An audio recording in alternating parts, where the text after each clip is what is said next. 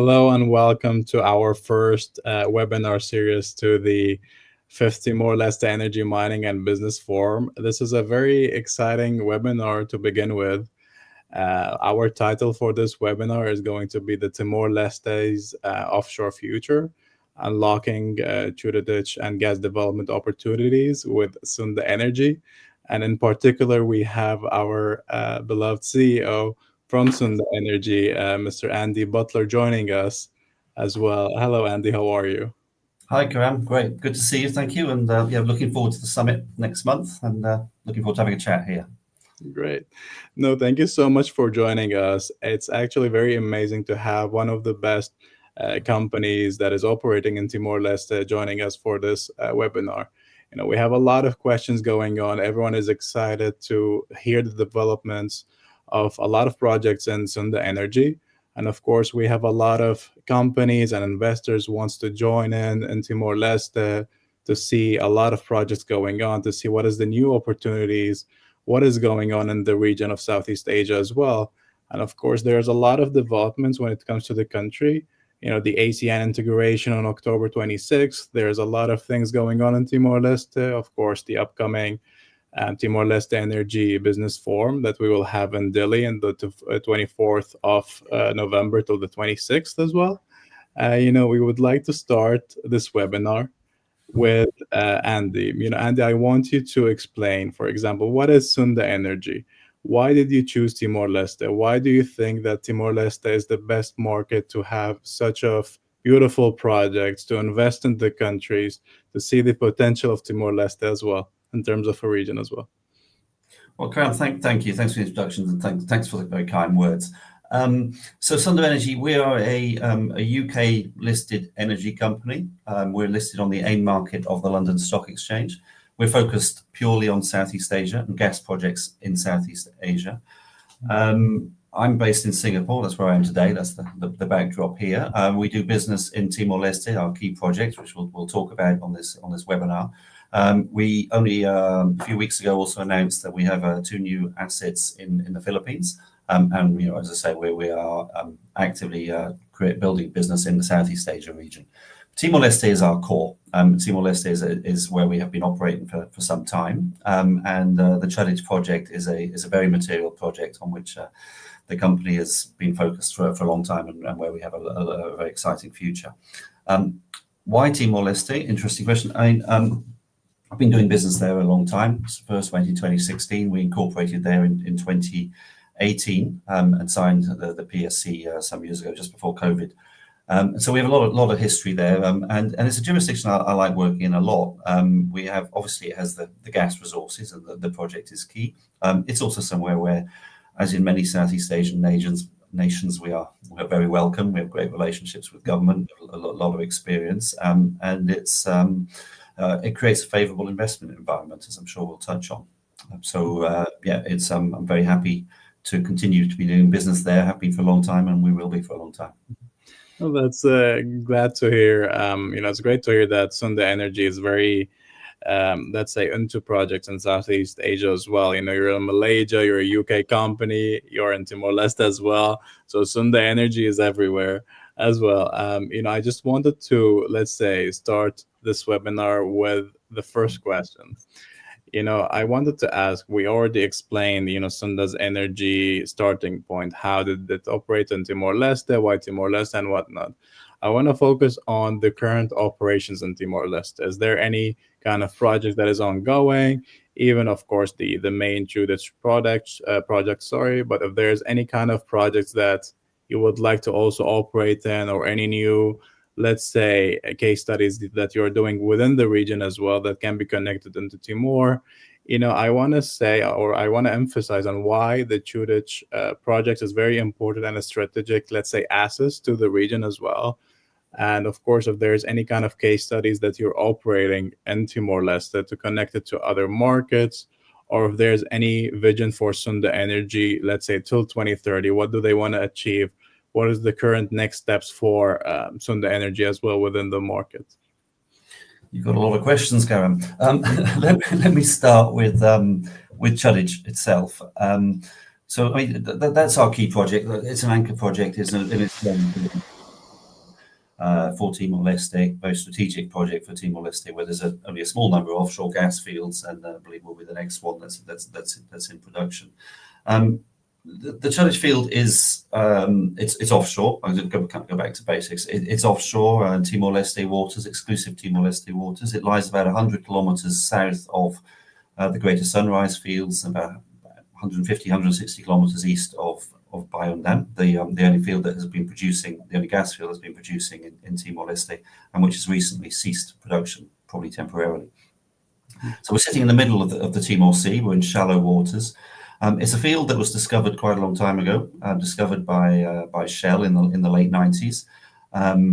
Actually a pretty good gas field, but one where there were some technical challenges and it was difficult to image that field. And so basically what we've been about, and I can talk a little bit more about it, is essentially unraveling that, making sure that for the first time we can image the field and delineate the resources that are within it and decide how to develop it and take it forward, and where to place future development wells. Perhaps before I talk a little bit more about that, and also maybe just to answer your other question about other projects and resources. I mean, I'd say firstly that we are exclusively focused on Chuditch within Timor-Leste, but it's highly material.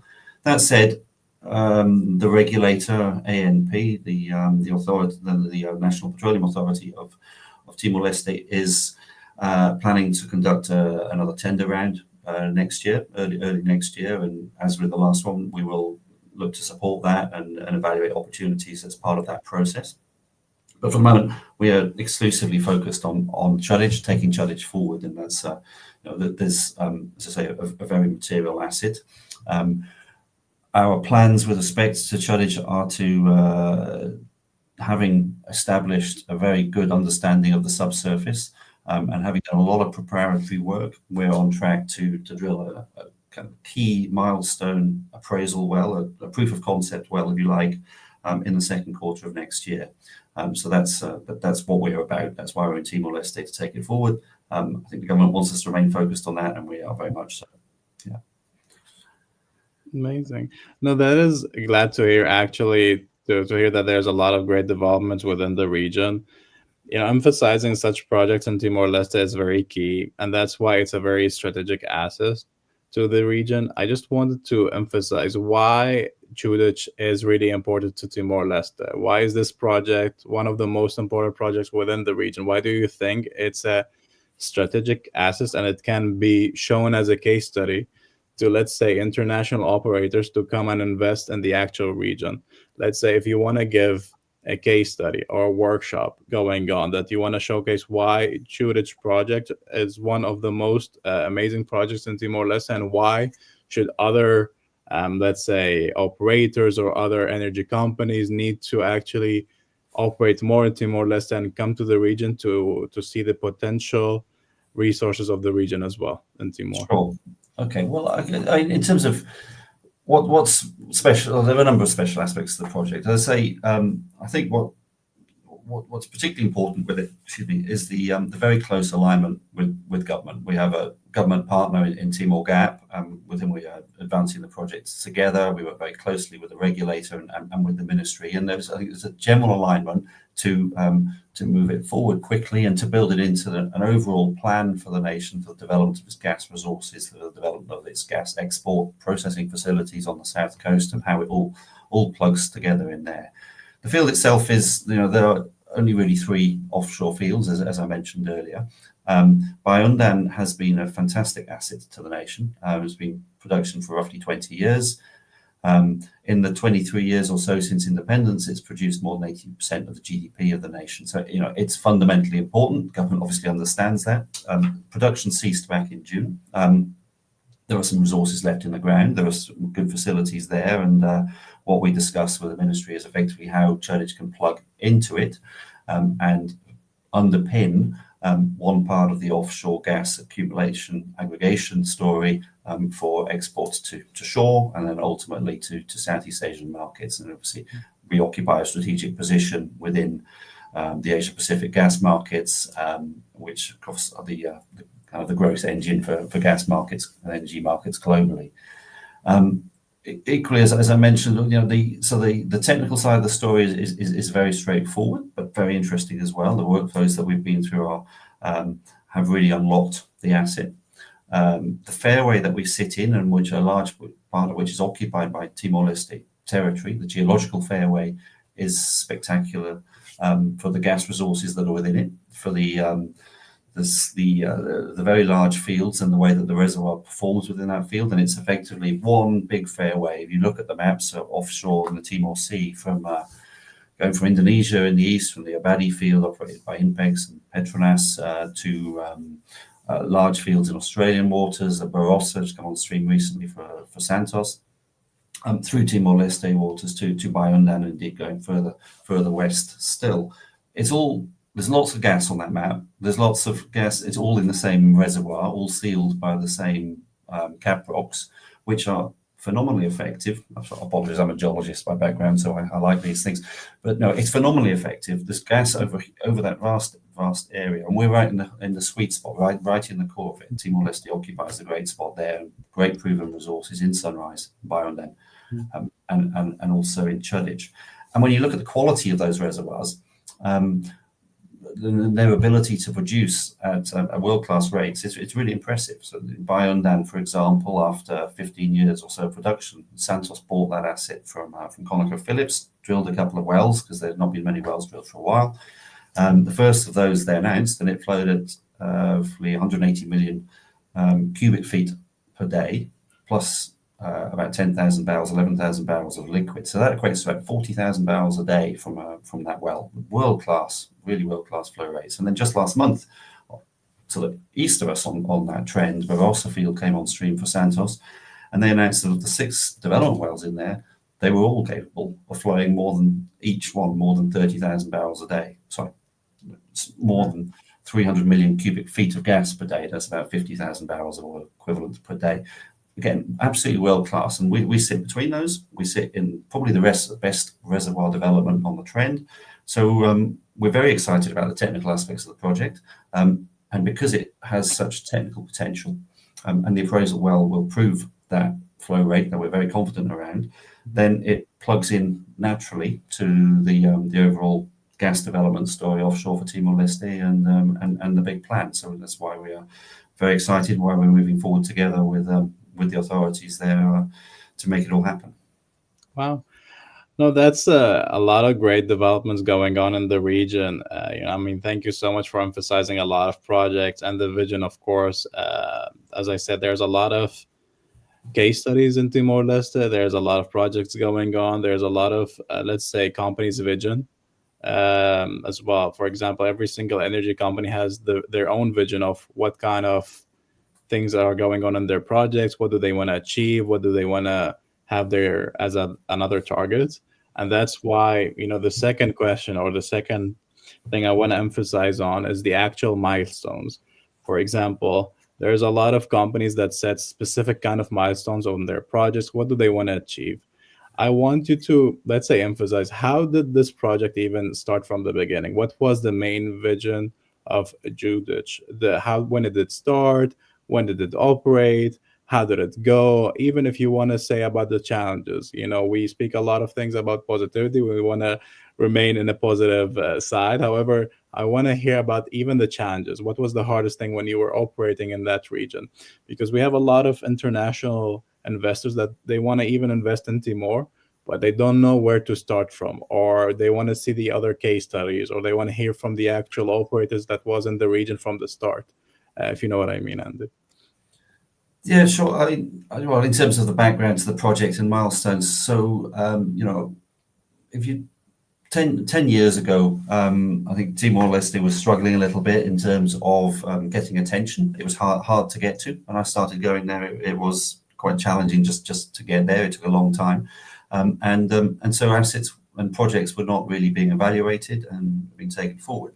I was in a starting up company and looking to pursue material opportunities, and it was a great place to go because there was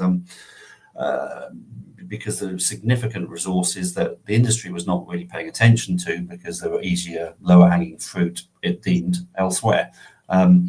So we through that period of time, Timor-Leste was negotiating ultimately successfully a new maritime boundary with Australia. And once that process was complete in 2018 and ratified in 2019, we went on very quickly in collaboration with Timor Gap and the ANP to sign our production sharing contract. Now that was unfortunately for everybody immediately before COVID, so it was a little bit of a slow start to it. But we got up and running after a little bit of time and went through the technical steps that I described earlier, particularly reprocessing of 3D seismic data so that we could image the field. So I think as I mentioned, the field had been discovered 20 years earlier in 1998. For a long time, it had sat out there, not really being fully evaluated, not really being understood because of the technical challenges of seeing into the subsurface. Now, ultimately, this is a technical industry. That is the critical part is the rocks and everything comes on from it. So once you've got that proper image, then we could start to build a project plan around it.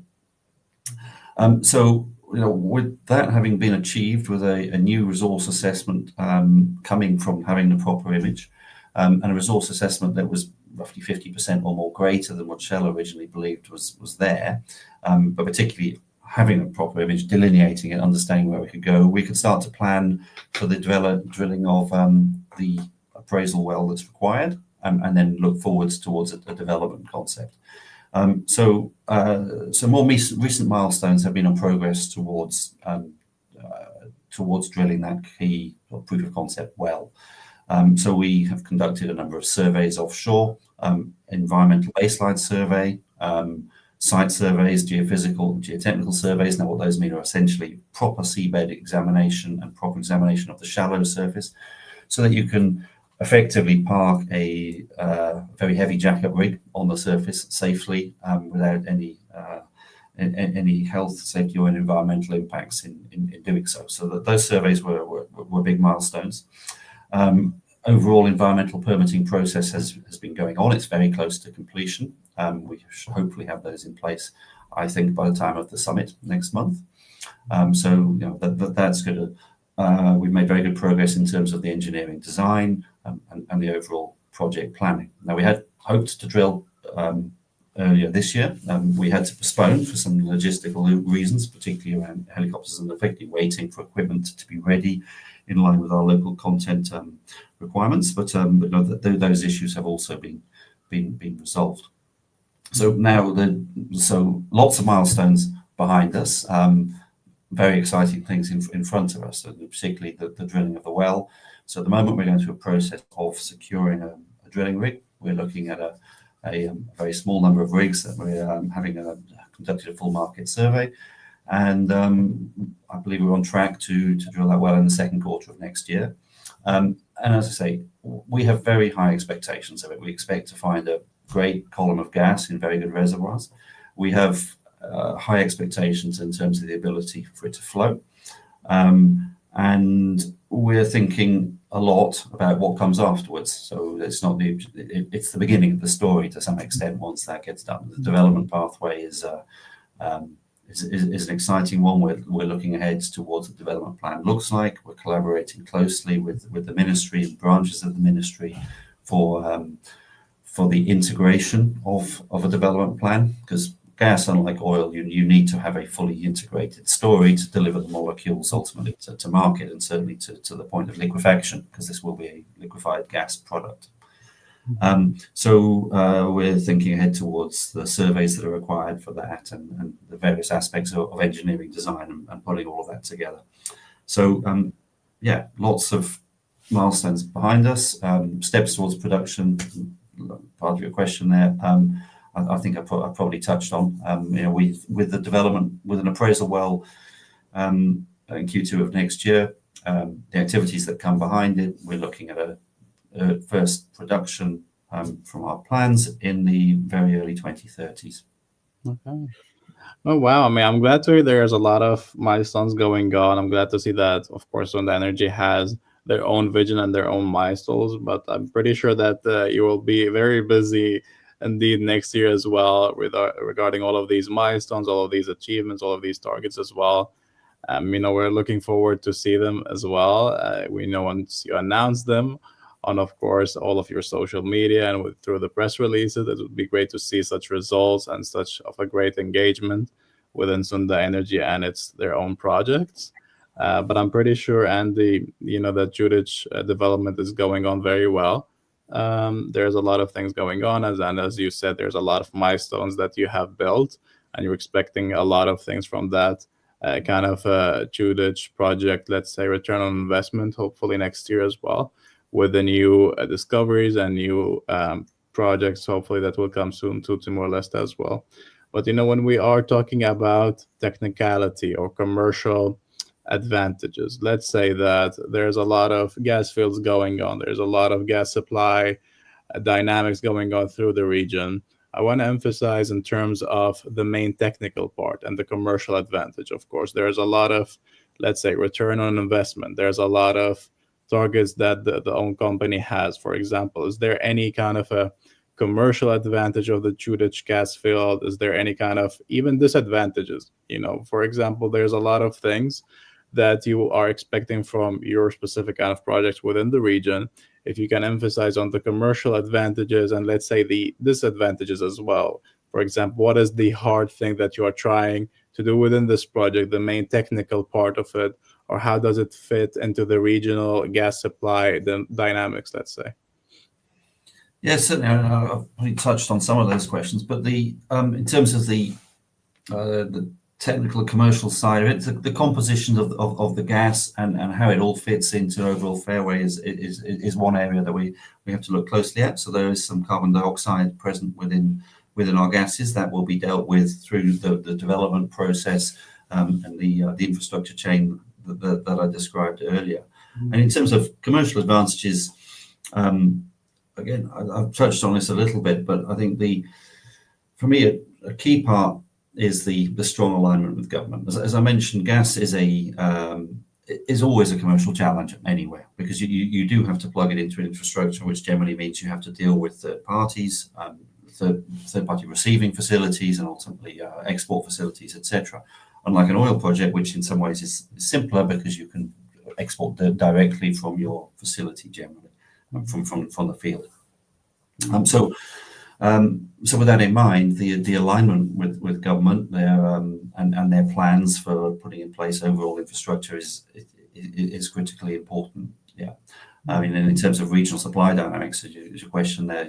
As I say, once you've got your export, got your gas into a liquefied form, then this is the part of the world with the strongest markets, and that also makes sense. So exactly.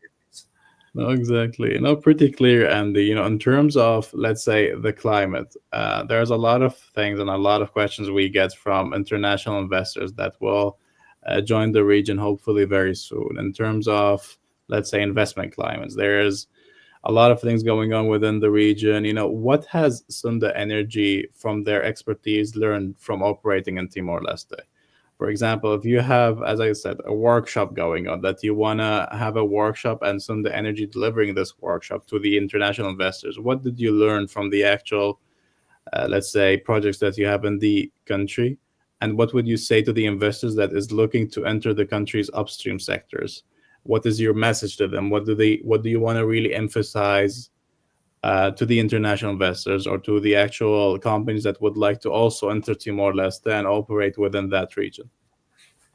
Well, thanks, Graham. First thing is, I don't think you can talk about investment climate here without talking about the very big news that's coming this week, which is Timor-Leste's accession to ASEAN, the Association of Southeast Asian Nations, which is a tremendous milestone for the nation. I'll come back to our projects in a moment, but I want to be one of the first to. I want to offer my congratulations to Timor-Leste and all its people for that, because it is a tremendous milestone. It's been a long time coming, and I think it opens the door even more towards the attractiveness of Timor-Leste for inward investment and being a fully integrated part of this Southeast Asian region, and does offer great promise for the future. In terms of our experience with the investment climate, we, as I mentioned earlier, been there a long time and seen some harder times in Timor-Leste in terms of the levels of activity, business activity that's going on, and in more buoyant times as we're experiencing just at the moment. From an oil and gas, particularly gas perspective, I'd say first of all, there's what's important to us is the resource, and I've touched on that. We think it's very, very material resource. But more broadly, when one is looking at jurisdictions to invest into, of course, there's all very common things that are sought. On top of the resource itself, it's the financial terms, the fiscal terms, the tax take associated with the project and future revenues.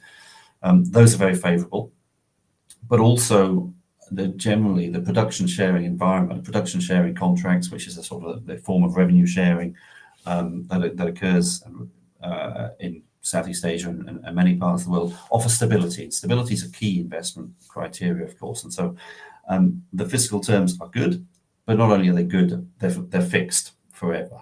Now, I know Timor-Leste is for future projects is looking to improve them. Ours are already good. You compare with other places like the UK, for example, and other jurisdictions. Every time there's a budget cycle, every year, the tax take can change, and that creates great uncertainty and creates difficulties for companies looking to invest. We don't have that issue. I'd say also we have issues. We have a lot of consistency in terms of the approach from government as well. It's not only aligned with us, but it's continuously aligned with us. They have a vision for the development of their resources, a vision for the development of their nation. We're happy and very proud to be part of it. But it's consistent. So we know what we're dealing with, and there's also consistency of the teams we deal with and the personnel. From the minister down, the heads of the regulator, national company, and many of the great people within those teams, known for a long time. We have long ongoing relationships. It's not a fresh introduction every time, which as a junior company it can be in some places. We have a trust and a good relationship that's been built over a lot of time and a lot of collaboration and investment. Everywhere has its challenges, but I find it as an environment to work. It's one that offers those advantages and has stability, and it's a pleasure to be there. Amazing. No, thank you so much, Andy. I mean, correct. You emphasize on a beautiful point, as I said on the starting of this webinar, regarding the investment climate right now. Timor-Leste hopefully will be joining the ASEAN on October 26th. Not hopefully, it will be. Exactly. It will be, let's say, joining the ASEAN on October 26th, of course, and it will become the 11th member. This is a very amazing contribution of the country's success. And actually, the timing is now. The ASEAN integration, our summit in November on the 24th. It will be a great integration, of course, to join the actual summit to learn about the latest developments of the region and to congratulate the actual country's presence in ASEAN as well. But thank you so much, Andy, for your answer.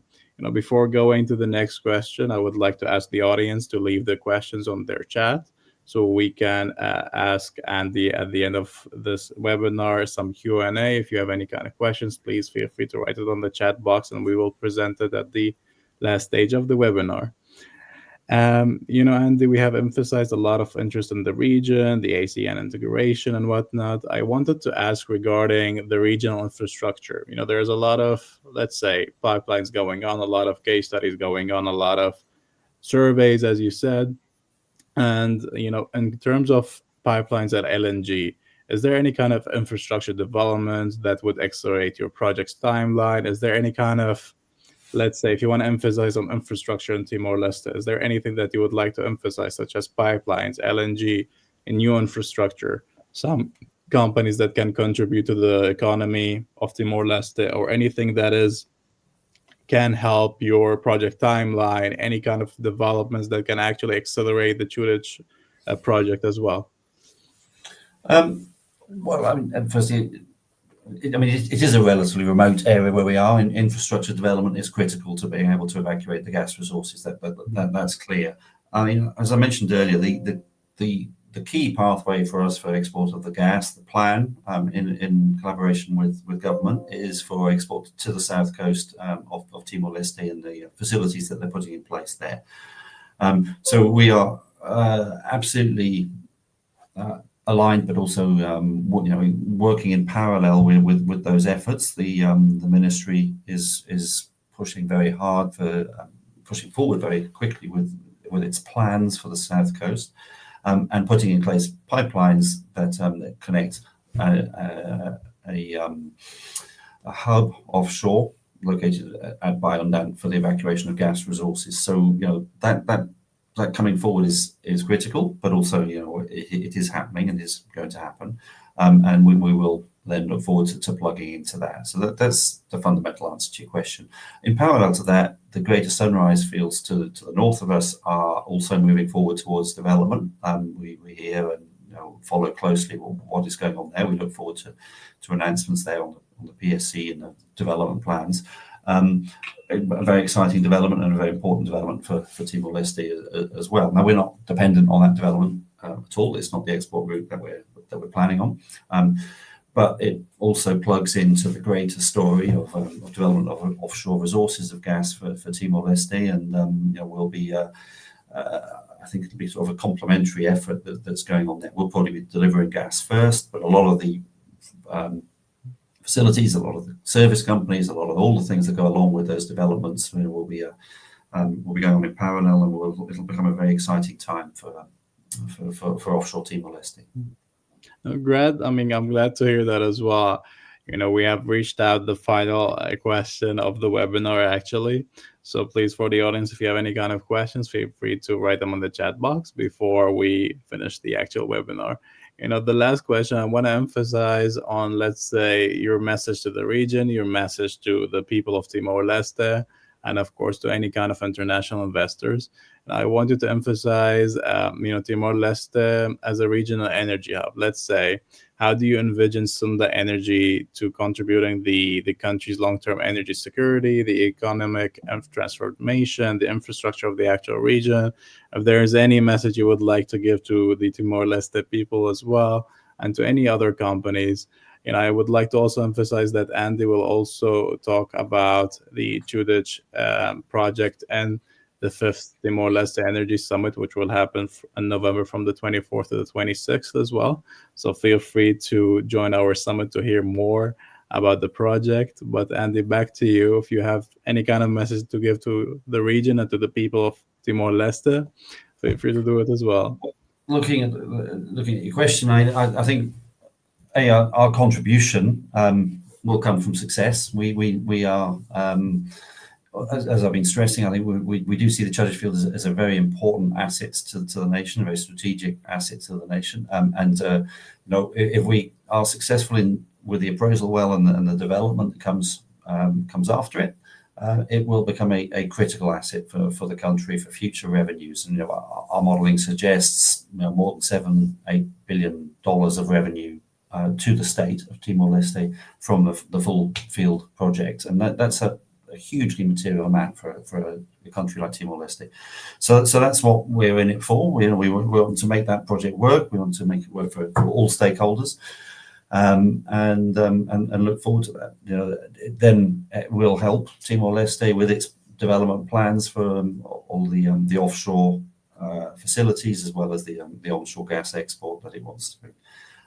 I think in terms of what would I say to parties looking to invest, we have good experiences. We have a lot of we see a lot of running room in terms of Timor-Leste.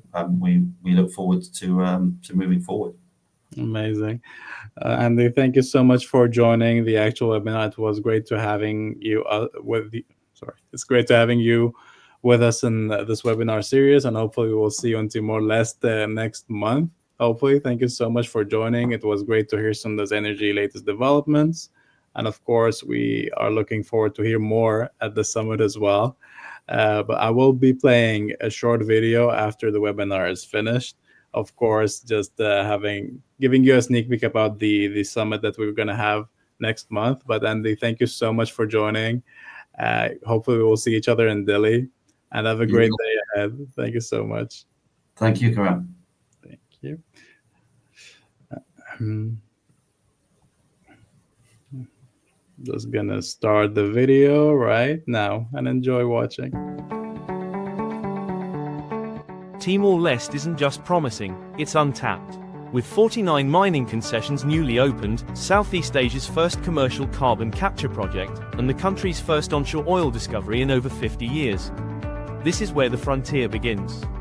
New exploration licenses are being awarded. International players are entering now.